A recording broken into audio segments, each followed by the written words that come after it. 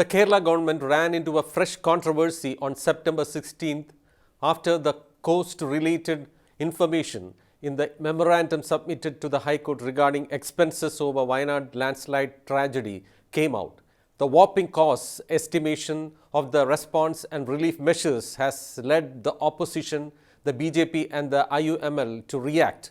They alleged that the government claimed to spend huge amounts for relief measures which the volunteers had undertaken free of cost. However, the state government was quick to respond that the figures which were submitted to the Kerala High Court in a motu petition initiated by the division bench were not the money spent actually, but part of the memorandum submitted to the union government for securing central aid.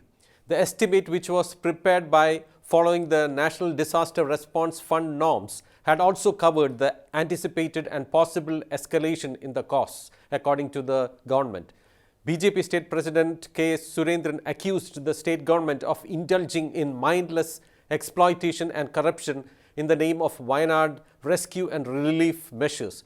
Though the volunteers buried dead bodies without claiming any remuneration, the government claimed to have incurred Rs 75,000 per dead body, he alleged.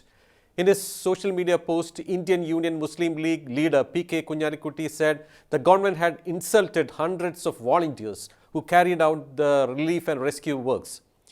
In a communication, the office of the Chief Minister stated that a section of the media was wrongly portraying the estimation in the memorandum, which was prepared by following the National Disaster Response Fund norms and submitted to the union government as the actual expenses incurred by the government.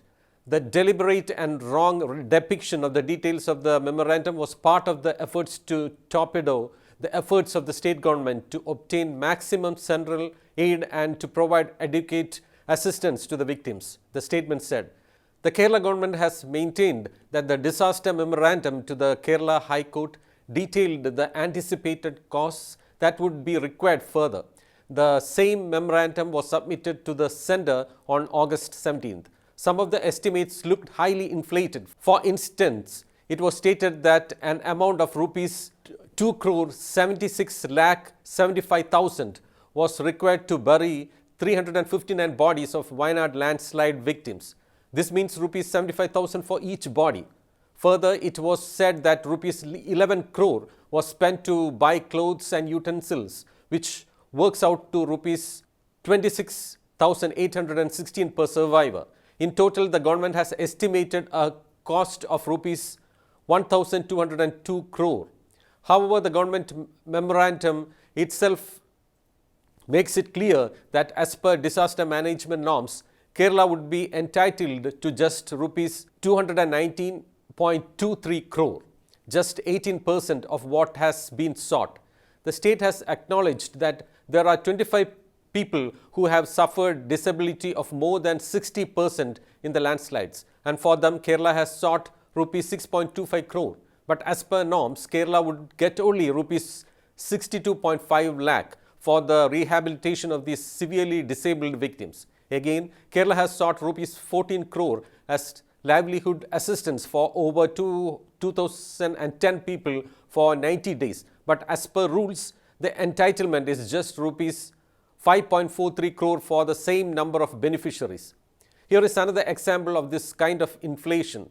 Kerala's memorandum says that 1,555 houses were fully or severely damaged during the landslides. Kerala has asked for rupees 233.25 crore to reconstruct these houses. As per norms, Kerala will get just rupees 20.22 crore for the recovery and reconstruction of these 1,555 houses. It is usual for all disaster-struck states to seek money for all their losses, but the sender goes strictly by the norms only. But under certain heads, a state would get back all the money it has spent.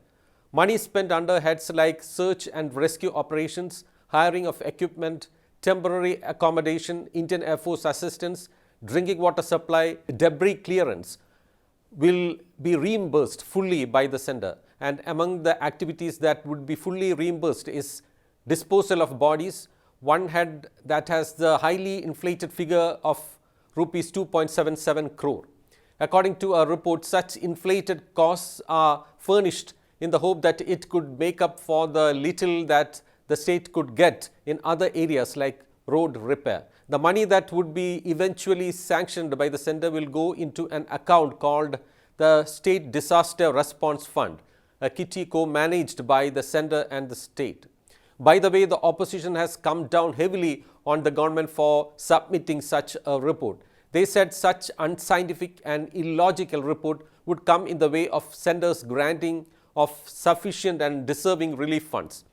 Whatever it be, the memorandum of estimate already submitted was a big blunder from the side of the state government and shows the inefficiency of those who prepared such an inflated, rather fraud estimate.